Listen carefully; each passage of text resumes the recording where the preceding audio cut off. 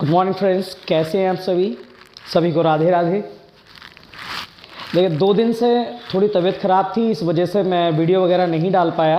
ठीक है, कुछ ज़्यादा ही प्रॉब्लम थी तो इस वजह से वीडियो नहीं डाल पाया, वरना अभी तक तो हमने फरवरी का जितना भी करंट था वो निपटा लिया होता। कोई बात नहीं, लेकिन यहाँ से रेगुलर पूरी कोशिश रहेगी कि रेगुलर रहे वीडियो। ठीक है, आज करंट अफेयर 2022 की सीरीज़ में जो हम स्टार्ट करने वाले हैं वो है आपका 1 फरवरी से लेकर 15 फरवरी 2022 का करंट। ठीक है, 1 फरवरी से लेकर 15 फरवरी 2022 तक का करंट हम इस वीडियो में कवर करेंगे। और ये जो करंट रहेगा स्पेशली जीडी प्लस CHSL के लिए रहेगा। तो वीडियो को शुरू करने से पहले मैं आपसे कहना चाहूँगा कि वीडियो को लाइक, शेयर और सब्सक्राइब जरूर कर दें। ठीक है, तो चलिए शुरू करते हैं टाइम खराब ना करते हुए। हमारा पहला क्वेश्चन है कि किस राज्य सरकार ने कन्याओं तथा महिलाओं किस राज्य सरकार ने कन्याओं तथा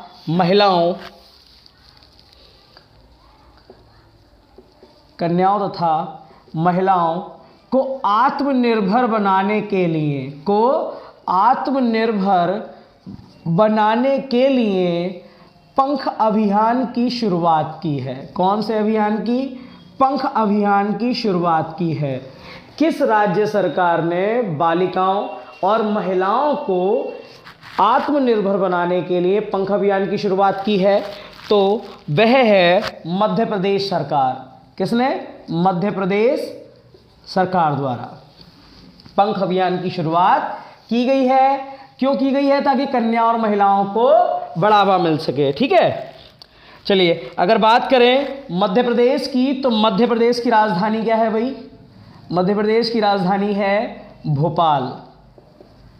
ठीक है, मध्य प्रदेश के सीएम कौन है? शिवराज सिंह चौहान। शिवराज सिंह चौहान बीजेपी से हैं। ठीक है, उसके बाद अगर गवर्नर की बात करें तो गवर्नर कौन है भाई? मंगू भाई छगन भाई पटेल। मंगू भाई छगन भाई पटेल। ठीक है, यहाँ के गवर्नर हैं। अगर आगे बात करें तो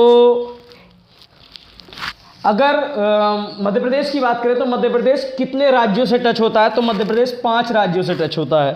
ठीक है, 5 राज्यों से। कौन कौन से भाई? महाराष्ट्र,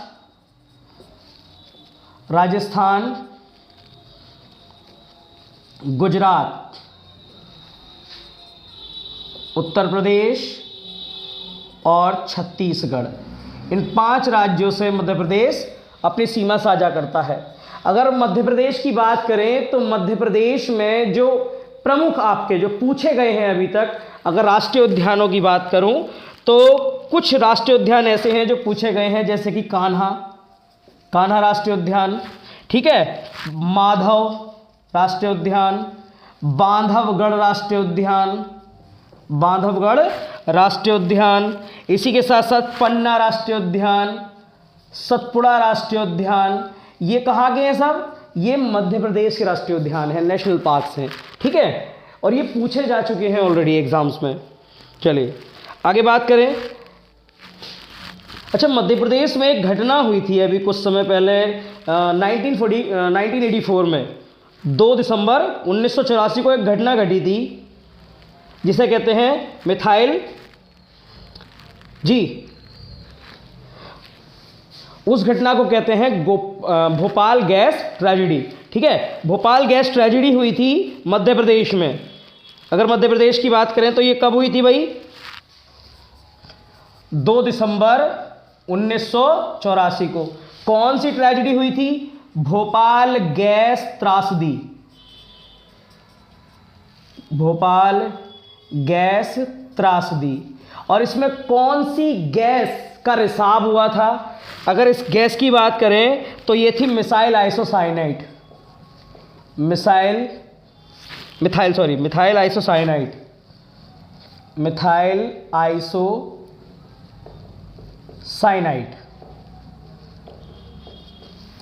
इसके अगर फॉर्मूले की बात करें तो C2H3NO। ठीक है, ये इसका फॉर्मूला है C2H3NO। ये जो घटना घटी थी ये 2 दिसंबर 1984 की को घटी थी, भोपाल गैस त्रासदी नाम से जानी जाती है। ठीक है, चलिए आगे बात करें, अगला क्वेश्चन लिखते हैं। अगला क्वेश्चन है आपका फेयरलेस गवर्नेंस। फेयरलेस गवर्नेंस,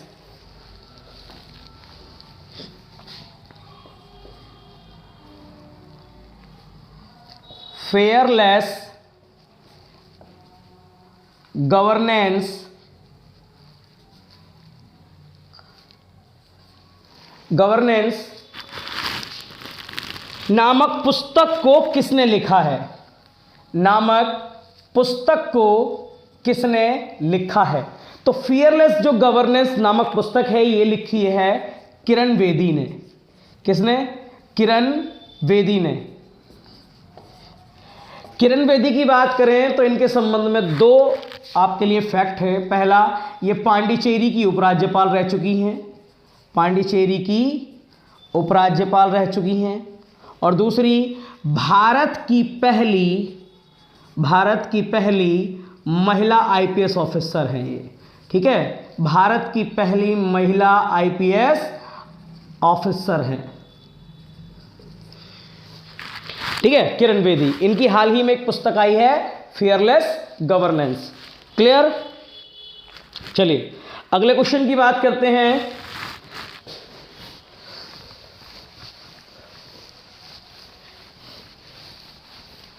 अगला क्वेश्चन है हमारा, संसद में बजट 2022-23 किसने पेश किया है?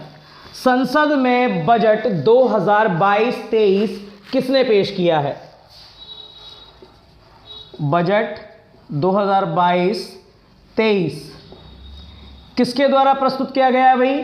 तो यह प्रस्तुत किया गया है निर्मला सीतारमण के द्वारा। निर्मला सीतारमण के द्वारा। ये कौन है? ये आपकी वित्त मंत्री और कॉरपोरेट मामलों की मंत्री हैं। कॉरपोरेट मामलों की मंत्री हैं। ठीक है, इन्होंने जो इस बार बजट पेश किया है ये इनका चौथा बजट था। ठीक है, ये इस बार का इनका चौथा बजट था। अगर बात करें बजट 2022-23 की तो इस बार का जो बजट था वो दूसरा पेपरलेस बजट था। Paperless budget. पेपरलेस बजट का क्या मतलब है? पेपरलेस बजट का मतलब है इलेक्ट्रॉनिक माध्यम से बजट पेश किया गया था। तो अगर ये दूसरा था तो पहला कौन सा था? पहला 2021-22 वाले बजट में पेश किया गया था। ठीक है, 2021-22 वाले बजट में पहला पेपरलेस बजट पेश किया गया था। क्लियर? चलिए अगर बात करते हैं थोड़ी सी बजट के संबंध में, बजट के संबंध में थोड़ी सी बात करें तो बजट शब्द का जो प्रयोग है वो संविधान में हमें मिलता ही नहीं है। संविधान में हमें बजट शब्द के स्थान पर एक शब्द मिलता है जिसका नाम है वार्षिक वित्तीय विवरण। ठीक है, संविधान में हमें बजट शब्द नहीं मिलता है, इसकी जगह कौन सा शब्द मिलता है? वार्षिक वित्तीय विवरण। और ये भी किस अनुच्छेद में है? तो जो केंद्रीय वार्षिक वित्तीय विवरण है वो है अनुच्छेद 110 में, और राज्य वार्षिक वितरण है वो है 202 में। ठीक है, केंद्रीय बजट यानी कि केंद्रीय वार्षिक वित्तीय विवरण 110 में है और राज्य बजट 202 में है। चलिए अगर बजट की बात करें तो बजट फ्रेंच भाषा के एक बूजेट या बूगेट शब्द से मिलकर बना है जिसका अर्थ होता है चमड़े का थैला। क्या होता है भाई? चमड़े का थैला। बजट शब्द फ्रेंच भाषा के बूजेट या बुगेट से मिलकर बना है जिसका अर्थ होता है चमड़े का थैला। बजट शब्द की बात करें तो बजट शब्द सबसे पहले 1803 में प्रयोग किया गया था। सबसे पहले बजट शब्द 1803 में प्रयोग किया गया था। वहीं अगर बजट की बात करें तो भारतीय बजट के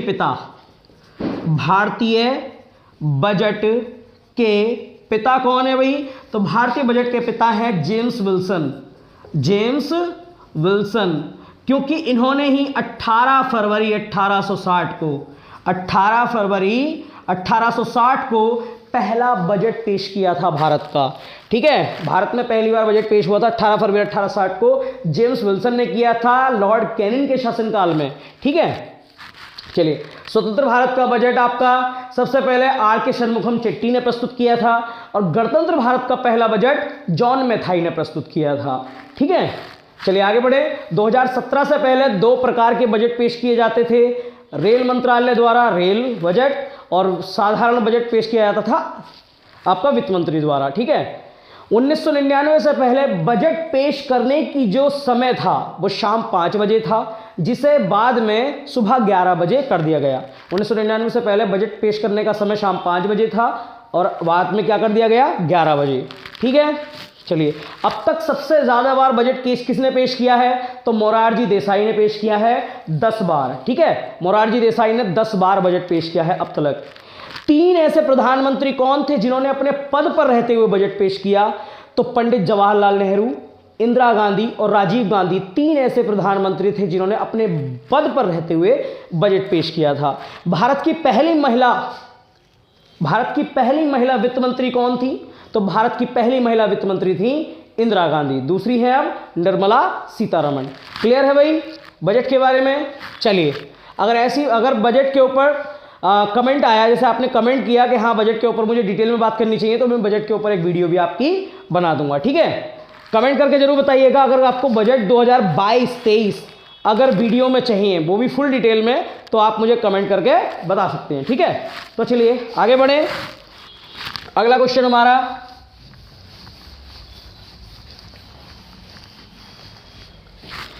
अगला क्वेश्चन है 2 फरवरी 2022 को विश्व आर्द्रभूमि दिवस। 2 फरवरी 2022 को क्या मनाया जाता है, 2 फरवरी 2022 को मनाया गया है विश्व आर्द्रभूमि दिवस। ठीक है, तो 2 फरवरी 2022 को विश्व आर्द्रभूमि दिवस के अवसर पर भारत के किन 2 क्षेत्रों को रामसर स्थल में शामिल किया गया है, रामसर स्थलों में शामिल किया गया है। भारत के किन 2 क्षेत्रों को रामसर स्थल में शामिल किया गया है 2 फरवरी 2022 को, जिस दिन विश्व आर्द्रभूमि दिवस होता है। तो कौन कौन से 2 स्थल हैं भाई जो रामसर साइट्स में भारत की ओर से सम्मिलित हुए हैं? तो एक तो है आपका खिजड़िया वन्यजीव अभयारण्य, वन्यजीव अभयारण्य। ठीक है, ये कहाँ है, ये आपका गुजरात में है, खिजड़िया वन्यजीव अभयारण्य। और दूसरा कौन सा है, वखीरा वन्यजीव अभयारण्य। ये कहाँ है भाई, ये आपका यूपी में है। देखिए, आर्द्रभूमि होता क्या है, आर्द्रभूमि मतलब ऐसी भूमि जहाँ जल भी हो और स्थल भी, जल और स्थल का मेलजोल हो, वो आर्द्रभूमि कहलाएगी। ठीक है, ऐसी भूमि जहाँ पर्यावरण जो कहते हैं पौधे वगैरह होते हैं, पशु पक्षी होते हैं, क्योंकि भाई पौधे पशु पक्षी भी सबसे ज़्यादा कहाँ होंगे, जहाँ स्थल और जल दोनों की, ठीक है, दोनों सतह होंगी। तो इसीलिए एक आपका खिजड़िया वन्यजीव अभयारण्य है गुजरात में, और एक बखीरा वन्यजीव अभयारण्य है उत्तर प्रदेश में। ये दोनों ही रामसर साइट्स में शामिल कर लिए गए हैं। ठीक है, जो भी ऐसी कोई भूमि होती है जो विशेष होती है उसे रामसर साइट्स में शामिल कर लिया जाता है। चलिए बात करें आर्द्रभूमि, तो आर्द्रभूमि दिवस मनाया कब जाता है भाई, ये मनाया जाता है 2 फरवरी को। आर्द्रभूमि दिवस मनाया जाता है 2 फरवरी को। भारत में अब तक कितने रामसर साइट्स हैं, भारत में टोटल 49 रामसर स्थल हैं। कितने, 49 रामसर स्थल है। अगर बात करें भारत का सबसे बड़ा रामसर स्थल, सबसे बड़ा रामसर स्थल कौन सा है, तो वो है सुंदरवन का डेल्टा। सुंदरवन डेल्टा सबसे बड़ा रामसर स्थल है। वही बात करें सबसे छोटा रामसर स्थल कौन सा है, छोटा रामसर स्थल है भाई रेणुका वेटलैंड, रेणुका वेटलैंड, रेणुका आर्द्रभूमि, रेणुका आर्द्रभूमि। ये पड़ता है आपके हिमाचल प्रदेश में। ठीक है, और सुंदरवन का डेल्टा पड़ता है वेस्ट बंगाल में। भारत में कितने रामसर स्थल है भाई? 49 रामसर स्थल हैं। सबसे बड़ा रामसर स्थल है सुंदरवन का डेल्टा और सबसे छोटा रामसर स्थल है रेणुका आर्द्र भूमि। क्लियर है?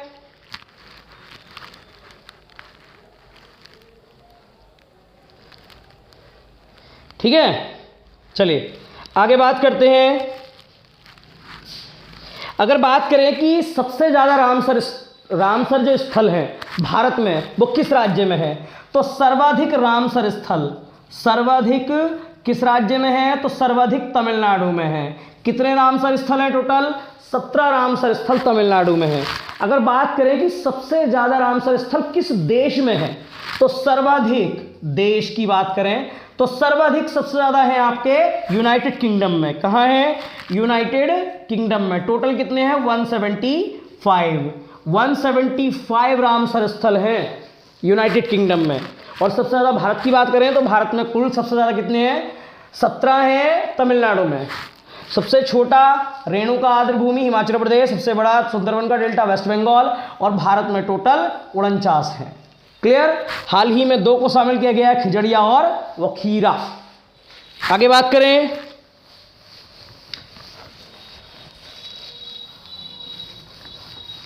चलिए अगला क्वेश्चन लिखेंगे। भारत की नई लेखा महानियंत्रक परीक्षक कौन बनी है? भारत की नई लेखा महानियंत्रक कौन बनी है? भारत की नई लेखा महानियंत्रक कौन बनी है? ये कैग नहीं है, ध्यान रखना, ये कंट्रोलर और जनरल ऑफ इंडिया कंट्रोलर क्या कहते हैं इसको? जनरल ऑफ अकाउंट्स है। ठीक है, controller general of accounts CGA। तो भारत की नई लेखा महानियंत्रक कौन बनी है? तो इनकी बात करें तो ये है सोनाली सिंह। सोनाली सिंह क्या बनी है? ये भारत की नई लेखा महानियंत्रक बनी है भाई। इन्होंने किसका स्थान लिया है? तो इन्होंने दीपक दास का स्थान लिया है। दीपक दास का स्थान लिया है। ठीक है, दीपक दास का स्थान लिया है। अगले क्वेश्चन की बात करें, अगला है 24वें शीतकालीन ओलंपिक, 24th विंटर ओलंपिक्स। 24वें शीतकालीन ओलंपिक खेल 2022 का आयोजन कहां हुआ? 24वें विंटर ओलंपिक्स शीतकालीन ओलंपिक कहां आयोजित किए गए भाई? तो ये आयोजित किए गए थे बीजिंग चाइना में। बीजिंग चाइना में आयोजित किए गए थे 24वें शीतकालीन यानी कि विंटर ओलंपिक्स। कब हुए थे? 2022 में। ठीक है, 2022 में हुए थे। अगर बात करें इसका संस्करण कौन सा था? तो 24वां संस्करण था, ये भी ध्यान रखना। ठीक है, ओलंपिक खेल से रिलेटेड थोड़ी सी बात कर लेते हैं। तो ओलंपिक खेल जो है, ये जो ओलंपिक्स के गेम्स होते हैं, इसको कौन सी संस्था इसका आयोजन करती है? तो आयोजन कौन करता है भाई? आयोजन करती है अंतर्राष्ट्रीय ओलंपिक समिति। अंतर्राष्ट्रीय ओलंपिक समिति। ठीक है, IOC, इंटरनेशनल ओलंपिक काउंसिल। अगर बात करें इसका मुख्यालय कहाँ है? तो इसका मुख्यालय है ल्यूसाने में। ल्यूसाने कहाँ है? स्विट्जरलैंड में। स्विट्जरलैंड में है ल्यूसाने। बात करें इसके अध्यक्ष कौन है इस समय? तो थॉमस बॉक। अंतर्राष्ट्रीय ओलंपिक समिति के अध्यक्ष हैं थॉमस बॉक। ठीक है, अगर पहली बार की बात करें तो ओलंपिक खेल शुरू कब हुए थे? तो ओलंपिक खेल शुरू हुए थे 6 अप्रैल 1896 को। शुरुआत ओलंपिक्स की शुरुआत हुई थी 6 अप्रैल 1896 को। और पहला जो ओलंपिक खेला गया था वो कहाँ खेला गया था? एथेंस में। एथेंस कहाँ है भाई? ग्रीक में। ठीक है, ग्रीक कंट्रीज में है। तो सबसे पहला ओलंपिक्स खेला गया था 6 अप्रैल 1896 को एथेंस ग्रीक में। अगर बात करें ओलंपिक के जन्मदाता कौन थे, ओलंपिक के जनक, तो ओलंपिक की शुरुआत करने वाले थे पियर डी कॉवर्टीन। पियर डी कॉवर्टीन, ठीक है, जिन्होंने ओलंपिक की शुरुआत की थी वो थे पियर डी कॉवर्टीन। अगर बात करें ओलंपिक की, तो ओलंपिक का अंतराल क्या रहता है, यानी कि ओलंपिक कितने वर्षों में होते हैं, तो भैया 4 वर्षों में होते हैं। ओलंपिक कितने प्रकार के होते हैं, तो ये आपके वैसे तो 2 ही प्रकार के होते हैं, एक आपका शीत ओलंपिक, ठीक है, और दूसरा है आपका ग्रीष्म ओलंपिक। लेकिन इसी के साथ साथ एक पैरा ओलंपिक भी होते हैं, पैरा ओलंपिक, ठीक है। जहां आपके शीत ओलंपिक होते हैं वहीं पर आपके पैरा ओलंपिक भी होते हैं। तो पैरा ओलंपिक का आयोजन भी कहां हुआ है 2022 में, तो ये भी हुआ है बीजिंग चाइना में, ठीक है, बीजिंग चाइना में। अच्छा, इससे पहले 2022 से पहले ये कब आयोजित किए गए थे शीतकालीन ओलंपिक, 2018 में। कहां आयोजित हुए थे, दक्षिण कोरिया में, ठीक है।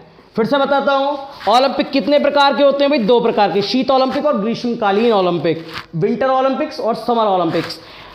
जहां शीतकालीन ओलंपिक होते हैं वहीं पर एक पैरा ओलंपिक भी होते हैं। पैरा ओलंपिक का मतलब होता है जो थोड़े से दिव्यांग होते हैं, जो दिव्यांगजन होते हैं, उनके लिए ओलंपिक शुरू किया गया तो उसे पैरा ओलंपिक कहते हैं। 2018 में शीतकालीन ओलंपिक हुए थे दक्षिण कोरिया में, उसके बाद अब कहाँ हुआ है 2022 में बीजिंग में, क्योंकि 4 साल का गैप रहता है, ठीक है। आगे बात करें, चलिए अगला क्वेश्चन है,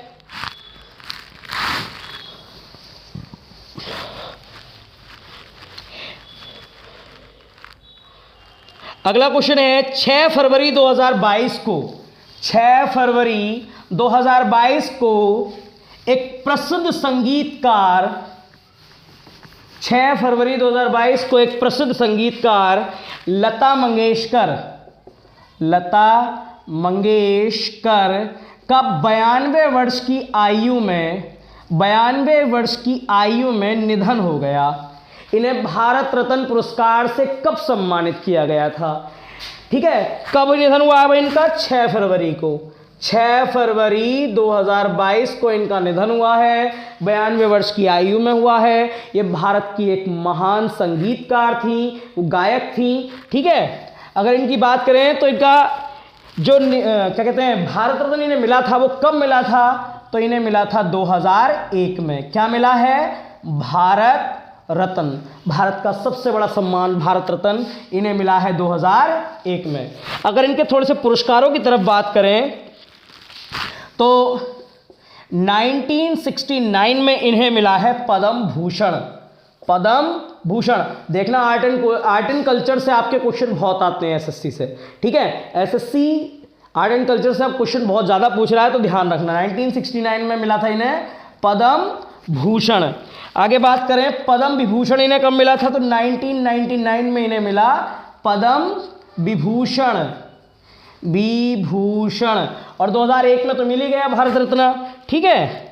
दादा साहब फाल्के पुरस्कार कब मिला, 1989 में इन्हें मिला दादा साहब फाल्के पुरस्कार, 1989 में मिला दादा साहब फाल्के पुरस्कार। और राष्ट्रीय फिल्म पुरस्कार इन्हें कब कब मिले, 1972, 1974 और 1990 में इन्हें क्या मिले, राष्ट्रीय फिल्म पुरस्कार, राष्ट्रीय फिल्म पुरस्कार, ठीक है। 2001 में मिला भारत रत्न, 1969 में मिला पद्म भूषण, 1999 में मिला पद्म विभूषण, 1989 में मिला दादा साहब फाल्के पुरस्कार, 1972, 74 और 90 में मिला राष्ट्रीय फिल्म पुरस्कार, ठीक है। आगे बढ़े, अगला क्वेश्चन देखें। अगला क्वेश्चन है किस देश के साथ खेलकर भारतीय क्रिकेट टीम ने 2022 में अपना 1000वां वनडे मैच खेला है। और ऐसा करने वाली भारतीय टीम विश्व की पहली टीम है, विश्व की पहली टीम है। किस देश के साथ खेलकर भारतीय क्रिकेट टीम ने अपना 1000वां वनडे मैच खेला है? और 1000वां वनडे मैच खेलने वाली भारतीय टीम विश्व की पहली टीम बनी। ठीक है, तो ये वेस्ट इंडीज के साथ खेलकर, वेस्ट इंडीज के साथ खेलकर भारतीय क्रिकेट टीम ने अपना 1000वां वनडे पूरा किया। अगर बात करें कि भारत का पहला वनडे कब था, तो फर्स्ट वनडे, भारतीय क्रिकेट टीम ने अपना पहला वनडे खेला था 13 जुलाई 1974 को। ठीक है, और ये जो खेला था ये किसके खिलाफ खेला था भाई? इंग्लैंड के खिलाफ। पहला वनडे खेला था 13 जुलाई 1974 को इंग्लैंड के खिलाफ, और अब 2022 में 1000वां वनडे खेला है वेस्ट इंडीज के खिलाफ। ठीक है, चलिए अगर बात करें आईसीसी पुरुष क्रिकेट समिति के अध्यक्ष कौन है? आईसीसी पुरुष क्रिकेट समिति के अध्यक्ष कौन है भाई? तो ये है सौरव गांगुली, सौरव गांगुली। ठीक है, आईसीसी पुरुष क्रिकेट समिति है उसके अध्यक्ष हैं सौरव गांगुली, क्योंकि महिला क्रिकेट टीम भी है एक। अच्छा, एक क्वेश्चन और दूसरा है कि T20 क्रिकेट में, T20 क्रिकेट में 14,000 रन बनाने वाले दुनिया के पहले बल्लेबाज कौन है? कितने रन? 14,000 रन बनाने वाले दुनिया के पहले बल्लेबाज हैं क्रिस गेल। ठीक है, T20 क्रिकेट में 14,000 रन बनाने वाले दुनिया के पहले बल्लेबाज हैं क्रिस गेल। अगर बात करें, एक बुक आई थी believe white life and cricket taught me, believe white life, what life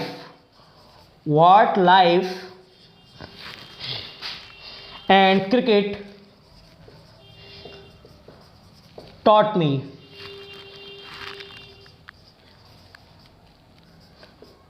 ये बुक किसकी है? ठीक है, ये बुक किसकी है पूछ ली जाती है, जितने भी क्रिकेट वगैरह होते हैं इनकी बुक्स वगैरह पूछ ली जाती हैं। तो एक बुक आई थी believe what life and cricket taught me. ठीक है, तो ये है सुरेश रैना की, सुरेश रैना की पुस्तक है ये। ठीक है, चलिए आगे बात करें। अगला क्वेश्चन है, जेएनयू की पहली महिला कुलपति कौन बनी है? जवाहरलाल नेहरू विश्वविद्यालय, जेएनयू की पहली महिला कुलपति कौन बनी है? जेएनयू की पहली महिला कुलपति कौन बनी है भाई? तो ये है शांति श्री धुलीपुड़ी, शांति श्री धुलीपुड़ी जेएनयू की पहली महिला कुलपति बनी है। ठीक है, अगर बात करें इन्होंने किनका स्थान लिया है, तो एम जगदीश कुमार का स्थान लिया है इन्होंने, एम जगदीश कुमार का स्थान लिया है इन्होंने। ठीक है, चलिए आगे बढ़े। अगला है, केंद्र सरकार ने शिवपुरी मध्य प्रदेश में एक जगह पड़ती है शिवपुरी, का नाम बदलकर क्या कर दिया है? केंद्र सरकार ने मध्य प्रदेश में एक जगह पड़ती है शिवपुरी, इसका नाम बदलकर क्या कर दिया है भाई? तो इसका नाम बदलकर कर दिया है कुंडेश्वर धाम, कुंडेश्वर धाम कर दिया है। ठीक है, कुंडेश्वर धाम कर दिया है। चलिए, शिवपुरी का नाम बदलकर क्या कर दिया? कुंडेश्वर धाम। अगर बात करें मध्य प्रदेश की, तो मध्य प्रदेश में 3 जगहों के नाम केंद्र सरकार ने चेंज किए हैं। कौन कौन सी? एक का नाम है होशंगाबाद, होशंगाबाद, इसका नाम क्या कर दिया है भाई? नर्मदापुरम, नर्मदापुरम। दूसरा है शिवपुरी, शिवपुरी का नाम क्या कर दिया है अभी बताया? कुंडेश्वर धाम, कुंडेश्वर धाम। और तीसरा है बावई। बावई, इस जगह का नाम कर दिया है माखन नगर या माखन नगर। ठीक है, चलिए ये 3 नाम चेंज किए हैं केंद्र सरकार ने मध्य प्रदेश के। होशंगाबाद का नाम नर्मदापुरम, शिवपुरी का नाम कुंडेश्वर धाम और बावई का नाम माखन नगर। मध्य प्रदेश के बारे में आपको बता चुका हूँ। राजधानी भोपाल, गवर्नर ठीक है मंगूभाई छगन भाई पटेल, सीएम शिवराज सिंह चौहान बीजेपी से। जो महत्वपूर्ण आपके लिए थे क्या कहते हैं उसको राष्ट्रीय उद्यान, वो मैंने आपको बता दिए। पन्ना राष्ट्रीय उद्यान, सतपुड़ा राष्ट्रीय उद्यान, माधव राष्ट्रीय उद्यान, बांधवगढ़ राष्ट्रीय उद्यान, कान्हा राष्ट्रीय उद्यान। ठीक है, और बाकी 2 दिसंबर 1984 को हुई भोपाल गैस त्रासदी भी मैंने बता दी थी, जिसमें मिथाइल आइसोसाइनेट का रिसाव हुआ था, हजारों लोग मारे गए थे। ठीक है, इसका फॉर्मूला C2H3NO है। क्लियर हो गई बात, आगे बढ़े। चलिए अगला क्वेश्चन है आपका, कोविड-19 डीएनए वैक्सीन लगाने वाला भारत का विश्व का पहला देश कौन सा है?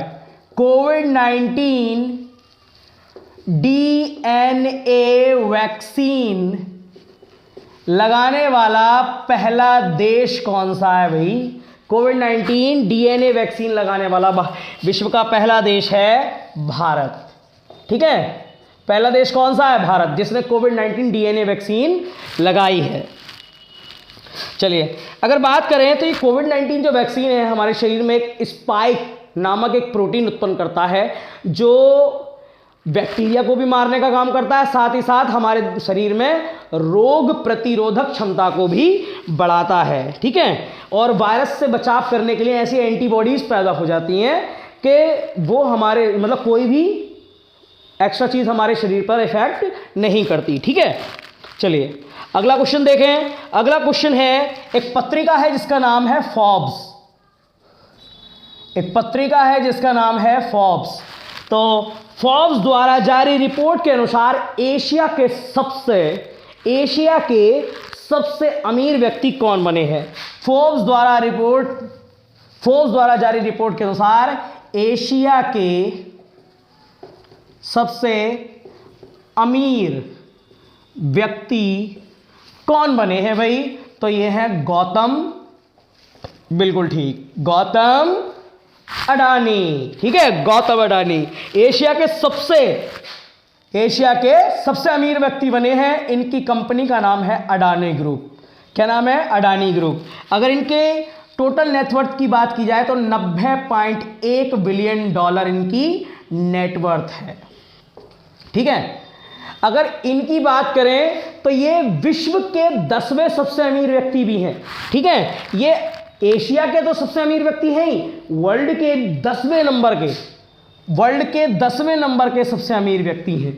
इस बारे में भी बात करेंगे। ठीक है, यही दूसरे नंबर पर नाम किसका आता है भाई? पहले नंबर पर तो आगे गौतम अडानी, दूसरे नंबर पर आते हैं मुकेश अंबानी।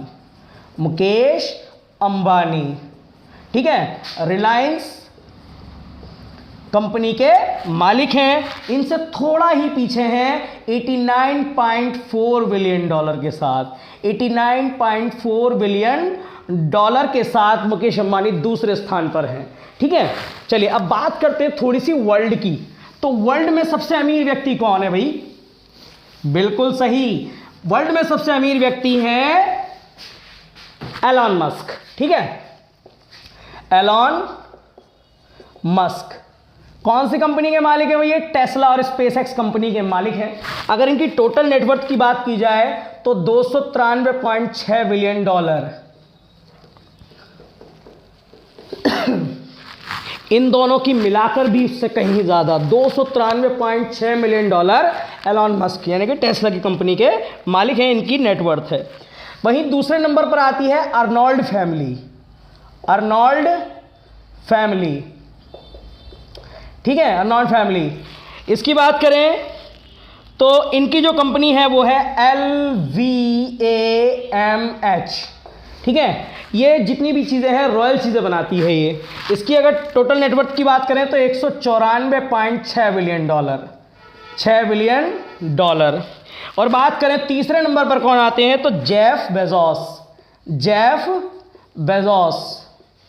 ठीक है। जेफ बेजोस की कुल कितनी है भाई? 183.5 बिलियन डॉलर। ठीक है। टेस्ला आपको पता ही है, टेस्ला गाड़ियां बनाता है। ठीक है। Elon Musk, Jeff Bezos Amazon company के थे। वहीं अर्नोल्ड फैमिली जिसकी कंपनी है LVAMH। अगर अर्नोल्ड फैमिली की बात करें तो ये उन लोगों के लिए चीजें बनाते हैं जो मात्र इस दुनिया में 5% हैं। कौन से लोग? देखिए, हमारे जो वर्ल्ड है, वर्ल्ड में 95% लोग ऐसे हैं जो नौकर बनकर काम करते हैं और मात्र 5% ऐसे लोग हैं जो मालिक बनकर काम करते हैं। और ये वो और दुनिया का जो 95% पैसा है वो किन लोगों के पास है? वो इन लोगों के पास है। और जो मात्र 5% पैसा है वो किन लोगों के पास है? वो इन लोगों के पास है, क्योंकि नौकर बनकर काम करते हैं, ये मालिक बनकर काम करते हैं। ठीक है, समझ रहे हो?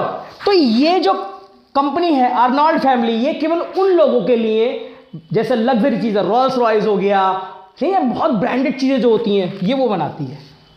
ये इन 95% पर काम नहीं करती, ये इन 5% पर काम करती है, क्योंकि ये सीधी सी बात है भाई, ये मुरादाबाद के बुद्ध बाजार से तो सामान लेने जाएंगे नहीं। ठीक है, तो ये ब्रांडेड चीजें बनाती है इन 5% लोगों के लिए।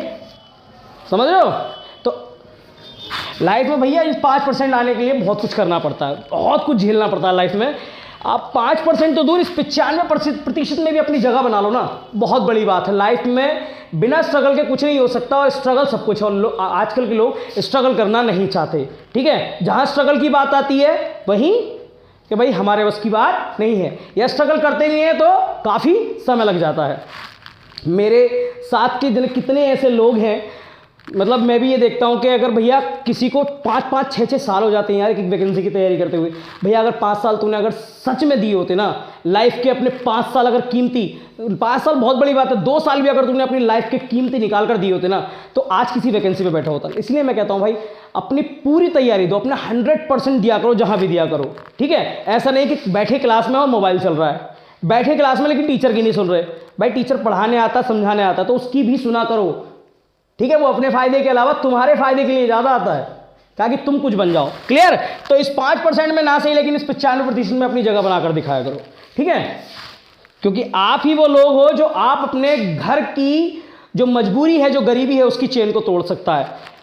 आगे आने वाली पीढ़ी पर भरोसा मत करो कि वो आपके लिए इस गरीबी की रेखा को, इस गरीबी की चेन को तोड़ेगी या नहीं तोड़ेगी, आपके ऊपर है। ठीक है, चलिए आगे बढ़े। अगला है महिलाओं के खिलाफ उत्पीड़न और अत्याचार को रोकने के लिए।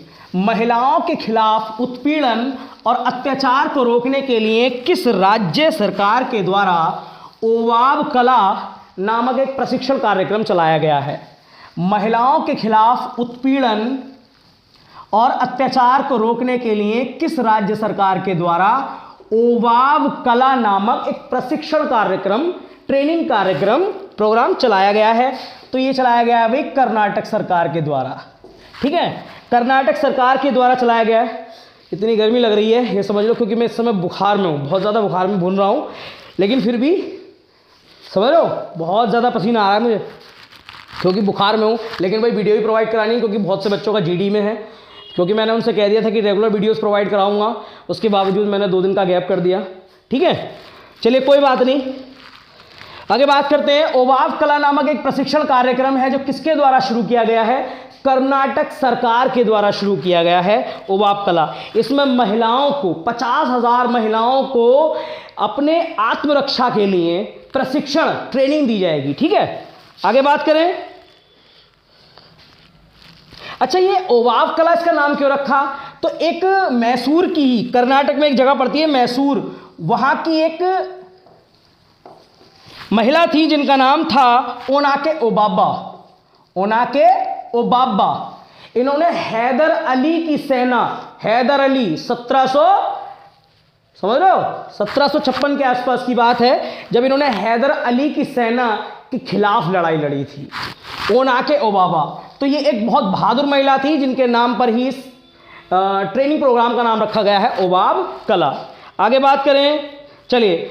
भारत में दुनिया का सबसे बड़ा टीकाकरण अभियान शुरू किया गया है, ये इसका नाम क्या है? भारत में दुनिया का सबसे बड़ा टीकाकरण अभियान, दुनिया का सबसे बड़ा टीकाकरण अभियान शुरू किया गया है, इसका नाम क्या है, ध्यान रखना, भारत का नहीं दुनिया का सबसे बड़ा टीकाकरण अभियान है, ये भारत में शुरू किया गया है। इसका नाम है इंद्रधनुष 4.0। इंद्रधनुष 4.0 दुनिया का सबसे बड़ा टीकाकरण अभियान है जो भारत में शुरू किया गया है।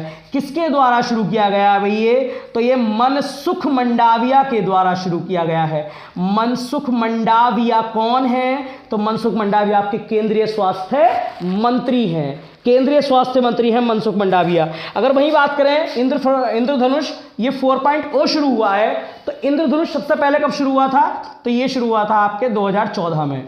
ठीक है, ये इंद्रधनुष जो योजना है इसके अंतर्गत जो नवजात शिशु होते हैं उनको 7 प्रकार के टीके लगाए जाते हैं, चेचक, खसरा, पोलियो, हेपेटाइटिस बी। ठीक है, इस टाइप के 7 प्रकार के टीके लगाए जाते हैं। ये 2014 में योजना शुरू हुई थी, इसका चौथा वर्जन शुरू किया गया है जो दुनिया का सबसे बड़ा टीकाकरण अभियान है।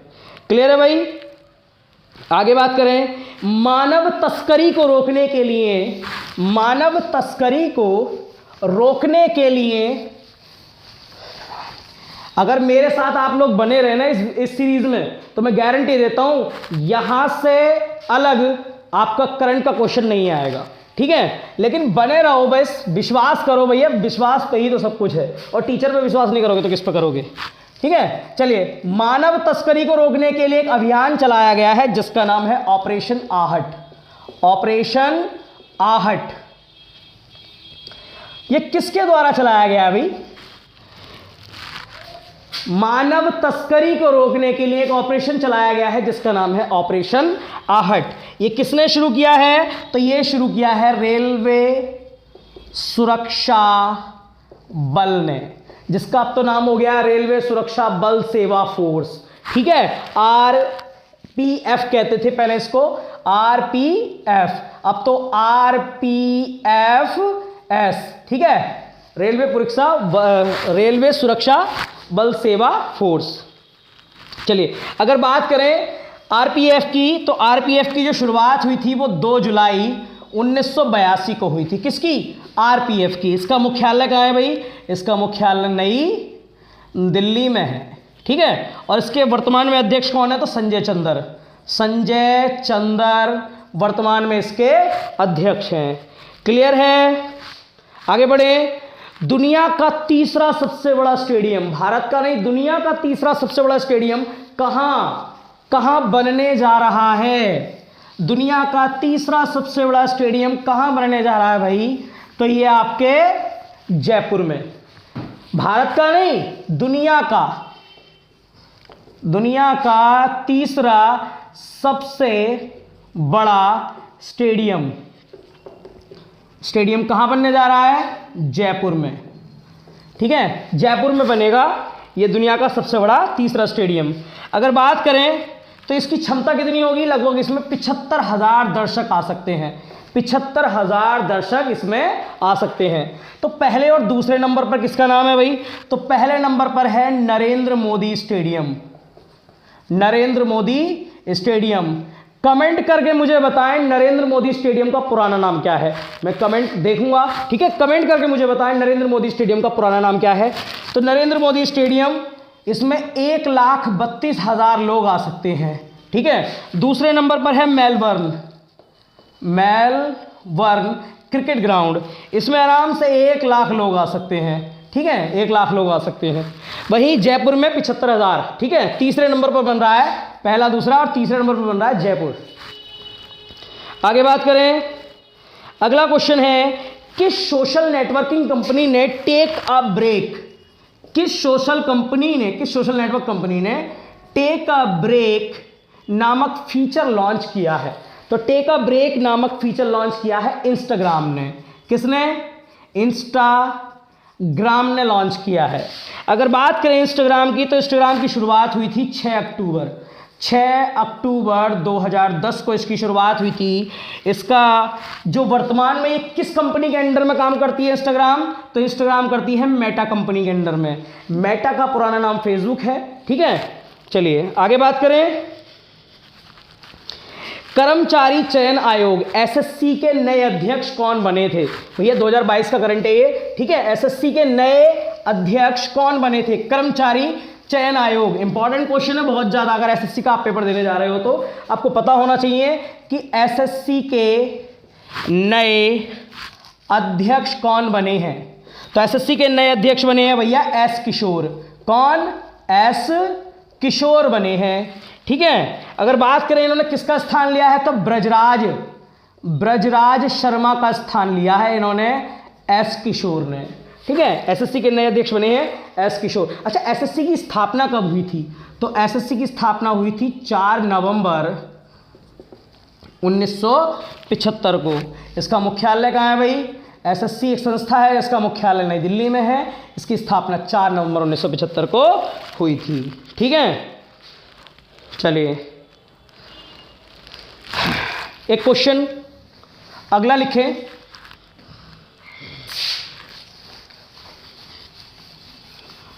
अगला क्वेश्चन है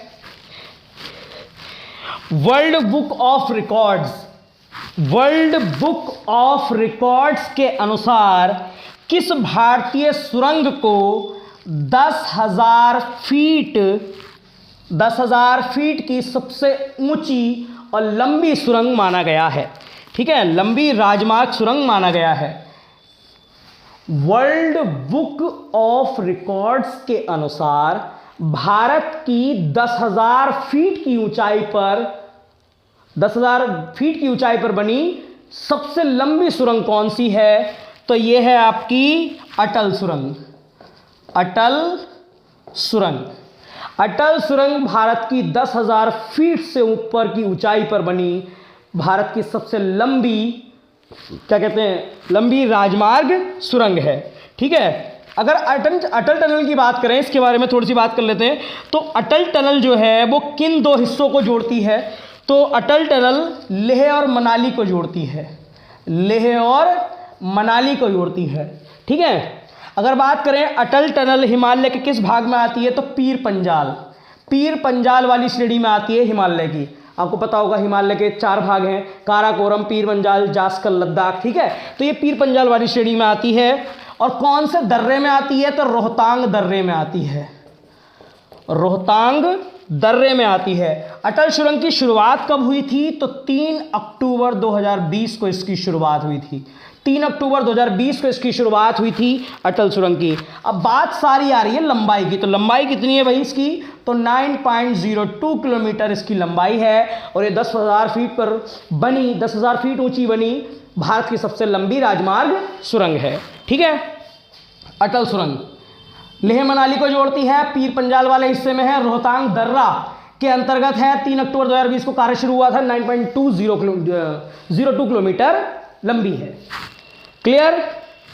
आगे बात करें, प्राकृतिक खेती को बढ़ावा देने के लिए जीवा कार्यक्रम किसके द्वारा शुरू किया गया है? प्राकृतिक खेती को बढ़ावा देने के लिए जीवा कार्यक्रम किसके द्वारा शुरू किया गया है? बताओ, जनवरी में कितना पसीना आ रहा है। जीवा कार्यक्रम किसके द्वारा शुरू किया गया है भाई प्राकृतिक खेती को बढ़ावा देने के लिए? तो ये शुरू किया गया है नाबार्ड के द्वारा। NABARD, NABARD, national agriculture and research development, national agriculture bank for research development. ठीक है, national agriculture bank for research development. आगे बढ़े इसकी। ठीक है, रूरल डेवलपमेंट, सॉरी मैं लिख देता हूं, national bank for agriculture and rural development. ठीक है, इसकी फुल फॉर्म है। अगर इसकी बात करें तो इसकी स्थापना हुई थी 12 जुलाई 1982 को। इसका मुख्यालय कहाँ है भाई? इसका मुख्यालय मुंबई में है। और इसके जो अध्यक्ष हैं वो हैं गोविंदा राजालू।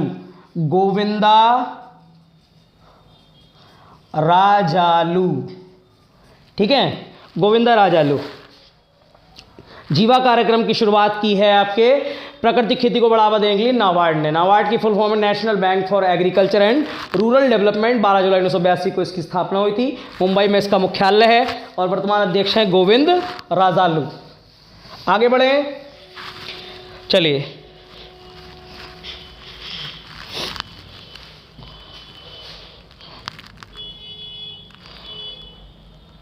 एक लास्ट क्वेश्चन है, ट्रांसजेंडर समुदाय और भिखारियों की जीवन के लिए आजीविका चलाने के लिए, ट्रांसजेंडर समुदाय और जो भिखारी होते हैं उनकी आजीविका को चलाने के लिए एक इस्माइल नामक योजना किसने शुरू की है? इस्माइल योजना की शुरुआत भैया किसने की है? ट्रांसजेंडर समुदाय और भिखारियों के जीवन की आजीविका को चलाने के लिए इस्माइल योजना की शुरुआत की है आपके वीरेंद्र कुमार ने। किसने? वीरेंद्र कुमार ने। अभी वीरेंद्र कुमार हैं कौन? तो ये सामाजिक न्याय एवं अधिकारिता मंत्रालय के मंत्री हैं। सामाजिक न्याय और अधिकारिता मंत्रालय के मंत्री हैं। ठीक है, चलिए ये थी आज की आपकी वीडियो जिसमें हमने 1 फरवरी से लेकर 15 फरवरी तक का करंट आपका कवर कर लिया है। ठीक है, इस वीडियो को शुरू से लास्ट तक जरूर देखना, क्योंकि मैं गारंटी देता हूं अगर मेरे साथ आप बने रहे ना इस सीरीज में जनवरी से लेकर दिसंबर तक आपका करंट का कोई क्वेश्चन नहीं छूटने वाला। ठीक है, आगे बढ़े। ठीक है, तो आज की जो हमारी वीडियो रहेगी वो यहीं तक रहेगी। बस इस वीडियो को इतना कर देना कि अगर पसंद आई हो तो लाइक शेयर और सब्सक्राइब जरूर कर देना। थोड़ी तबीयत खराब है इस वजह से। क्लियर? ठीक है, चलिए आज के लिए राधे राधे, धन्यवाद।